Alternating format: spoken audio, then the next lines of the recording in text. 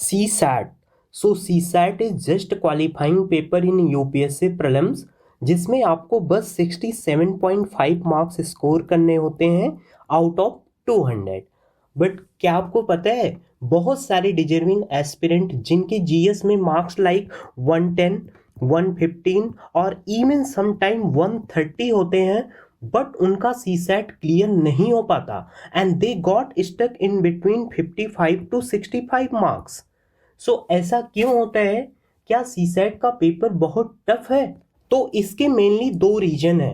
First reason है कि aspirant जो है सीसैट को without any proper strategy, without any proper guidance and without analysing previous years questions paper prepare करते हैं। ठीक है, they solve question randomly from the YouTube and they delay the preparation of the CSAT paper. ठीक है, तो इसको मैं अभी एड्रेस करूंगा स्ट्रैटेजी एंड रिसोर्स के सेक्शन में डिटेल्स में कि आपकी क्या स्ट्रैटेजी होनी चाहिए, क्या अप्रोच होनी चाहिए और कौन से ऐसे एरियाज हैं जहां पे आपको फोकस करना चाहिए जिससे आपकी सीसैट में 90 मार्क्स स्कोर हो सकें और आप ये फील कर सको कि मैं सीसैट में सेफ जोन में हूँ।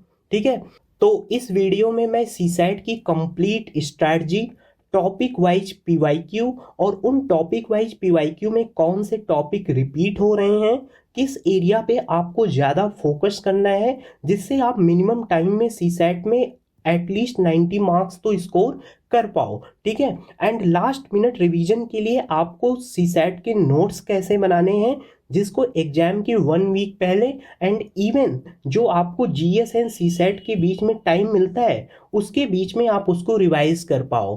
ठीक है, तो I will discuss all these point in this upcoming video. तो take a paper and pen and write the important theme on your paper. So let's see one by one. First देख लेते हैं nature क्या है CSAT paper का। तो CSAT में total 80 questions होते हैं, 2.5 मार्क्स ईच एंड इसमें 2/3 नेगेटिव मार्किंग होता है। तो 1 क्वेश्चन अगर आपके रॉन्ग होते हैं तो 0.83 मार्क्स जो है आपका नेगेटिव में होता है। ठीक है, it's a qualifying paper and इसमें आपको 67.5 मार्क्स स्कोर करने होते हैं। ठीक है, and this is the most important part of this video. CSAT में जो है मेनली 3 सेक्शंस होते हैं। फर्स्ट मैथ्स जिसको हम क्वांटिटेटिव एप्टीट्यूड बोलते हैं, उसके बाद लॉजिकल रीजनिंग होता है एंड रीडिंग कॉम्प्रिहेंशन। ठीक है, जनरली जो प्रीवियस ईयर्स का ट्रेंड रहा है उसके अकॉर्डिंग मैथ्स से यानी क्वांटिटेटिव एप्टीट्यूड से 25 to 30 क्वेश्चंस पूछे गए हैं एंड एलआर से 15 to 20 क्वेश्चंस एंड आरसी का 35 क्वेश्चन। बट 2023 एक ऐसा ईयर था जहां से सीसैट का नेचर जो है चेंज हुआ। ठीक है, एंड 2023 में आपके मैथ्स के नियर अबाउट 40 क्वेश्चंस पूछे गए थे एंड एलआर के 10 क्वेश्चंस एंड 25 क्वेश्चन जो हैं आरसी से। ठीक है, तो अभी जो 24-25 का ट्रेंड चल रहा है उसके अकॉर्डिंग जो है आप लेटेस्ट ट्रेंड आप देख सकते हो 30 to 35 questions in maths and 15 to 18 question in LR. ठीक है, and 27 to 29 question in reading comprehension. ठीक है, अब देखो मैं एक एक सेक्शंस को डिस्कस करता हूँ कि किस टॉपिक से कितने क्वेश्चंस पूछे गए हैं और कहाँ पे आपको फोकस होना चाहिए कि जिससे आप मिनिमम एफर्ट्स में मैक्सिमम मार्क्स जो है गेन कर पाओ। ठीक है, तो अब देखो जो मैथ्स का सेक्शन है यहाँ पे सबसे ज़्यादा question number system and HCF LCM से पूछे गए हैं। ठीक है, एंड ये दोनों सेक्शन जो हैं काफ़ी इजी हैं, यहाँ से आपके 10 to 15 क्वेश्चंस आते हैं। ठीक है, उसके बाद आपका इम्पॉर्टेंट जो सेक्शन है परसेंटेज, प्रॉफिट लॉस, यहाँ से आपके एवरी ईयर 5 to 8 क्वेश्चंस पूछे जाते हैं। Then time, speed and distance, यहाँ से 2 to 3 क्वेश्चंस, ये भी सेक्शन काफ़ी इजी है। एंड टाइम एंड वर्क से भी 2 क्वेश्चन, एवरेज से देखिए 1 और 2 क्वेश्चन, सेट थ्योरी 1 क्वेश्चन, इसको आपको पढ़ना भी नहीं है। अलजेब्रा इसको भी आप मत देखना।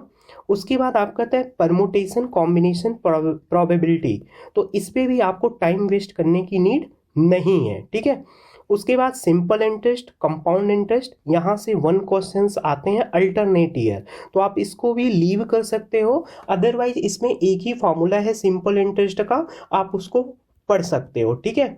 उसके बाद मेंसुरेशन एंड ज्योमेट्री से 1 और 2 क्वेश्चंस पूछे जाते हैं, तो इसको भी आप लीव कर देना, ठीक है। एंड ये क्वेश्चंस आप करके जाना, रेशियो एंड मिक्सचर्स, यहाँ से जो है 2 to 3 क्वेश्चंस एवरी ईयर पूछे जा रहे हैं, ठीक है। तो यहाँ से आपका कंक्लूजन क्या निकला कि अगर आपको मैथ्स का पोर्शन करना है, नंबर सिस्टम अच्छे से कर लो, एचसीएफ एलसीएम कर लो, एंड परसेंटेज प्रॉफिट लॉस कर लो, ठीक है, एंड रेशियो एंड मिक्सचर्स कर लो। तो यहाँ से आपके नियर अबाउट 20 क्वेश्चंस आ जा रहे हैं, ठीक है। और इसमें से अगर आप 15 क्वेश्चंस अच्छे से प्रिपेयर कर लोगे तो 15 क्वेश्चन इजीली आप सॉल्व कर सकते हो, ठीक। एंड देखो नंबर सिस्टम में ये सारे टॉपिक्स हैं, आप इसको पढ़ सकते हो। एंड देखो जो यूपीएससी में नंबर सिस्टम का क्वेश्चंस पूछ रहा है वो एसएससी एंड बैंकिंग की तरह नहीं है कि जिसको आप जो है शॉर्टकट के बेसिस पे सॉल्व कर पाओ, ठीक है। एंड क्वेश्चन इसमें से जो सॉल्व हो रहे हैं वो कन्वेंशनल मेथड से ही सॉल्व हो रहे हैं, ठीक है।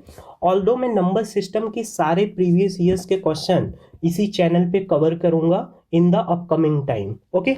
अब नेक्स्ट पार्ट पे चलते हैं, लॉजिकल रीजनिंग। सो देखो लॉजिकल रीजनिंग में जो क्वेश्चंस है, फर्स्ट टॉपिक है कैलेंडर। अब यहाँ पे हम क्वेश्चन देखते हैं 2019 में देखो कैलेंडर से क्वेश्चन पूछा गया है कि which year has the same calendar as that of 2009, ठीक है। इसी तरह से एक और कैलेंडर का क्वेश्चन पूछा गया है। फिर 2020 में देखो आपको दिया गया है कि 12 जनवरी संडे है, तो आपको बताना है कि 15 जुलाई क्या होगा, एंड इन चारों ऑप्शंस को आपको चेक करने हैं, ठीक है। तो ये भी क्वेश्चंस क्या है, कैलेंडर पे बेस्ड है। उसके बाद देखो 2021 10 अक्टूबर 2027 जो है कौन सा डे होगा, calendar. 2022 which date of the June 2099 among the following is Sunday. Then 2023 में भी पूछा है कि अगर आज संडे है तो 10th की पावर 10th डे क्या होगा, ठीक है। अब यहाँ पे देखो 2024 में भी क्वेश्चन पूछा गया है कैलेंडर से, ये देख लो आप 2024 calendar for the year 2025 is same for, ठीक है। तो ऑल्दो 2025 में कैलेंडर से डायरेक्ट क्वेश्चन नहीं आए थे, बट इससे आपको क्या लगा कि जो कैलेंडर है ये काफ़ी इंपॉर्टेंट है हमारे सीसेट के पेपर के लिए, ठीक है। तो आपको इसको क्या करना है, पढ़ लेना है एंड नोट्स बना लेने हैं। सो देखो ये है कैलेंडर का नोट्स, आपको कैलेंडर के नोट्स को इस तरह से बना लेने हैं जिससे आप जो है लास्ट टाइम पे इसको रिवाइज कर पाओ, ठीक है। This is the way I made the calendar notes and I practice some question also. And देखो ये है शॉर्टकट, ठीक है। ये कई क्वेश्चंस में लग जाता है कि अगर लीप ईयर होगा तो 28 ईयर्स के बाद रिपीट होगा, एंड लीप ईयर +1 होगा तो 6 ईयर्स के बाद रिपीट होगा, 2 होगा तो 11 ईयर्स, ठीक है। तो आप इसको पढ़ सकते हो पॉज करके। So this is the way you can make notes for the calendar, ठीक है। उसके बाद देखो क्वेश्चंस आता है क्लॉक का, ठीक है। ये भी रिपीट हो रहा है काफ़ी। तो इसमें देखो बेसिकली क्या होता है, इसमें एक ही फार्मूला होता है और उसी फार्मूले पे सारे क्वेश्चंस सॉल्व हो जाते हैं। फार्मूला होता है theta equal to 60h minus 11m/2, ठीक है। थीटा जो होता है वो angle between hour hand and minute hand, H जो है आवर हैंड है, एम जो है मिनट हैंड है, ठीक है। कभी कभी ये पूछ लेता है कि किस टाइम पे hour hand and minute hand coincide होंगे। अगर hour hand and minute hand coincide हो रहे हैं तो इनके बीच का एंगल कितना होगा, 0 डिग्री, ठीक है। तो क्लॉक से भी इसी तरह से क्वेश्चंस पूछे गए हैं, आप देख लो यहाँ पे, ठीक है। तो आपका जो क्लॉक है ये भी क्या है, इंपॉर्टेंट है, ठीक है। नेक्स्ट जो टॉपिक है आपका एलआर में कोडिंग एंड डिकोडिंग, तो यहाँ से भी 2 to 3 क्वेश्चंस एवरी ईयर पूछे जाते हैं, ठीक है। ये सारे क्वेश्चंस काफ़ी इजी हैं, आप यहाँ पे पॉज करके पढ़ सकते हो, ठीक है। इसको मैं एक अलग वीडियो में सॉल्व करूँगा, ईयर वाइज मैं एलआर के क्वेश्चन को सॉल्व करूँगा, ठीक है। फॉर एग्जाम्पल 2025 में जितने भी क्वेश्चंस एलआर के आए होंगे उनको हम सॉल्व करेंगे। देन 2024 ऐसे करते हुए 2021 to 2025 के सारे क्वेश्चन हम सॉल्व करेंगे, ठीक है। इसी तरह से देखो ये 2025 का क्वेश्चंस है एलआर का कोडिंग डिकोडिंग पार्ट में, ठीक है। देन उसके बाद आता है देखो ये पैटर्न का, इसमें क्या होता है, इसमें सबसे पहले आपको नंबर काउंट करने होते हैं कि ये सीरीज कितने अल्फ़ाबेट की है। सपोज कि अल्फ़ाबेट के नंबर 16 है या 20 है, तो 16 है तो 4:4 का इसमें पैटर्न बना के चेक करेंगे, 20 है तो हम 4:5 एंड अगर या 5:4, ठीक है। एंड सपोज कि ये अल्फ़ाबेट के नंबर्स 15 है तो इसमें हम 3:5 या 5:3 का जो है सीरीज बना के चेक करेंगे, ठीक है। इसको मैं डिटेल में जब PYQ सॉल्व कराऊंगा तो उसमें मैं इसको डिटेल में डिस्कस करूंगा, ठीक। उसके बाद आता है ये क्यूब। तो आपको क्यूब को भी अच्छे से करना है। क्यूब जो है 2025 एंड अदर ईयर में भी पूछा गया है, ठीक है। तो यहाँ पे देख सकते हो ये भी है कोडिंग डिकोडिंग, कोडिंग डिकोडिंग। उसके बाद ये जो है अल्फ़ाबेट से आते हैं एंड ये देखो आपका पैटर्न का क्वेश्चन है, ये भी पैटर्न का क्वेश्चन है, ठीक है। ये भी पैटर्न का क्वेश्चन है, ये भी पैटर्न का क्वेश्चन है, ठीक है। नेक्स्ट टॉपिक आता है आपका LR में सिलोजिज्म। देखो इसको भी आपको अच्छे से करके जाना है और इसको आपको वेन डायग्राम की हेल्प से सॉल्व करना है, ठीक है। इसमें भी जो है 3 to 4 questions every year syllogism से पूछे जाते हैं, ठीक है। तो आप इसको पॉज करके पढ़ सकते हो, ठीक। So these are the questions from the syllogism. ये काफ़ी इजी क्वेश्चंस हैं, ठीक है। अगर आपने पढ़ा नहीं तो मैं इसको सॉल्व कराऊंगा तो आपको मेथड बता दूंगा, ठीक। अब देखो हमने जो है quantitative aptitude and logical reasoning का सेक्शन देख लिया कि वहाँ पे किस टॉपिक से जो है कितने क्वेश्चंस आ रहे हैं एंड कौन सा टॉपिक इम्पॉर्टेंट है।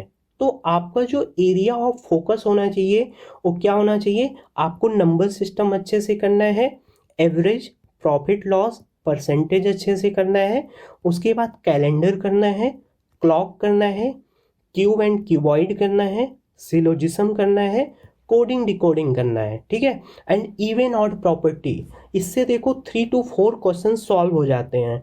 कभी कभी क्या होता है 1 or 2 क्वेश्चन डायरेक्ट पूछ लेते हैं एंड अदर क्वेश्चंस में इसका एप्लीकेशन होता है, ठीक है। तो इस तरह से आप नोट्स बना सकते हो कि इवन ऑड की प्रॉपर्टी सम में एंड प्रोडक्ट में क्या होती है, ठीक है। ऑल्दो आप नंबर रख के भी चेक कर सकते हो, लेकिन अगर आपको ये पता होगा तो आपका टाइम सेव होगा, ठीक है। So this is I told you earlier कि किस सब्जेक्ट का कितना वेटेज है। मैं PPT जो है टेलीग्राम ग्रुप में डाल दूंगा तो आप वहाँ से डाउनलोड करके इसको आसानी से पढ़ सकते हो, देख सकते हो कि कौन से टॉपिक इंपॉर्टेंट हैं, ठीक है। अब देखो कॉम्प्रिहेंशन। कॉम्प्रिहेंशन में सबसे बड़ा चैलेंज क्या है कि ये जो कॉम्प्रिहेंशन है ये UGC नेट JRF या SSC बैंकिंग की तरह नहीं है जहाँ पे आपको ऑप्शन डायरेक्ट दिखेंगे, ठीक है। तो आपको जो कोशिश होना चाहिए कि कॉम्प्रिहेंशन में एक्यूरेसी को कैसे इम्प्रूव किया जाए, ठीक है। और इसके लिए आप क्या करोगे अभी मैं स्ट्रैटेजी वाले पार्ट में इसको बताता हूँ, ठीक है। तो let's talk about the strategy for CSAT। अब देखो स्ट्रैटेजी जो है आप सबके लिए सेम नहीं होगी। आप में से कुछ लोग डॉक्टर्स होंगे, कुछ लोग जो है इंजीनियर्स होंगे जिनका मैथ्स अच्छा होगा, कुछ BCom ग्रेजुएट होंगे, कुछ BA ग्रेजुएट होंगे जिनका मैथ्स वीक होगा, बट उनका जो है पैसेज मींस कॉम्प्रिहेंशन में एक्यूरेसी उनकी ज़्यादा होगी, ठीक है। तो अब देखो आपको करना क्या है, आपको सेल्फ डायग्नोस करना है, ठीक है, कि आपकी CSAT की स्ट्रेंथ क्या है और वीकनेस क्या है। उसके लिए आप क्या करो, आप 2022 या आप 2024 या 2025 का पेपर लो CSAT का, ठीक है, UPSC का। उसका प्रिंट आउट लो और उसको जो है आप ट्राई करो 2 आवर्स में सॉल्व करने का, ठीक है। और सॉल्व करने के बाद आप उस पर नियरली 3 to 4 आवर डेडिकेट करो एनालिसिस करने में। इसमें आपका एक दिन जाएगा बट आपको अपनी वीकनेस पता चल जाएगी कि आप किस टॉपिक में वीक हो। फॉर एग्जाम्पल सपोज कोई इंजीनियर है तो उसका जो है क्वांट का पार्ट अच्छा है बट उसका जो है पैसेज अच्छा नहीं है, उसमें उतनी एक्यूरेसी नहीं है, तो वो जो है क्वांट प्लस सम LR के क्वेश्चन एंड 10 to 15 जो है पैसेज पे रिलाई कर सकता है, ठीक है। सपोज कि आप जो है BA ग्रेजुएट हो, आपकी जो है मैथ्स उतनी अच्छी नहीं है तो आप मैथ्स के कुछ बेसिक्स कर लो और उसके बाद आप पैसेज पे रिलाई कर सकते हो, ठीक है। तो आप जो है 2 घंटे पेपर सॉल्व करो, उसके बाद एक एनालिसिस सीट प्रिपेयर करो। वो एनालिसिस सीट ऐसे दिखना चाहिए, आप एक सीट बनाओ और इसमें लिखो आप क्वांट, LR एंड पैसेज, ठीक है। अब आप देखो क्वांट में क्या नंबर सिस्टम के क्वेश्चंस आपके गलत हो रहे हैं, क्या आपका जो है एचसीएफ एलसीएम के जो बेसिक क्वेश्चन है वो गलत हो रहे हैं, क्या आपका एवरेज का क्वेश्चन गलत हो रहा है, क्या आपका जो है रेशियो एंड मिक्सचर्स के क्वेश्चंस गलत हो रहे हैं। ठीक है। तो जो टॉपिक मैंने बताया कि प्रीवियस ईयर्स क्वेश्चंस के बेस पे जो हाई यील्ड टॉपिक हैं जो रिपीट हो रहे हैं, क्या वो गलत हो रहे हैं। तो इसी तरह से आपको एलआर में करना है, क्या कैलेंडर के क्वेश्चन आपके सही हो रहे हैं या गलत हो रहे हैं, क्लॉक के सही हो रहे हैं या गलत हो रहे हैं, पैटर्न, इसी तरह से आप सिलोजिज्म, ठीक है, कोडिंग डिकोडिंग, तो इसके गलत हो रहे हैं या सही हो रहे हैं। तो आपको यहाँ से एक एनालिसिस सीट आपके सामने दिखने लगेगी कि आप किस टॉपिक में आप स्ट्रांग हो और किस में वीक हो। तो सपोज आपने 25 पैसेज अटेम्प्ट किया, तो आपके कितने पैसेज सही हो रहे हैं, मींस आपके पैसेज की एक्यूरेसी कितनी है। सपोज आपने 25 सॉल्व किया बट आपके 16 क्वेश्चन ही सही हो रहे हैं, तो आप जो है किस तरह से पैसेज में एक्यूरेसी इंप्रूव करो, तो आपको इसमें काम करना है। समझ रहे हो आप। तो इससे क्या होगा, आपको आपके सामने आपकी वीकनेस दिखेगी और आप उन्हीं टॉपिक पे वर्क करके जो है आप उसको इम्प्रूव कर सकते हो। ठीक। अब देखो, सपोज कि आपने देख लिया कि आपके कौन से सेक्शन स्ट्रांग है कौन से वीक हैं। ठीक है। तो आपको ये स्वयं आइडेंटिफाई करना है, मैं आपके लिए आइडेंटिफाई नहीं कर सकता।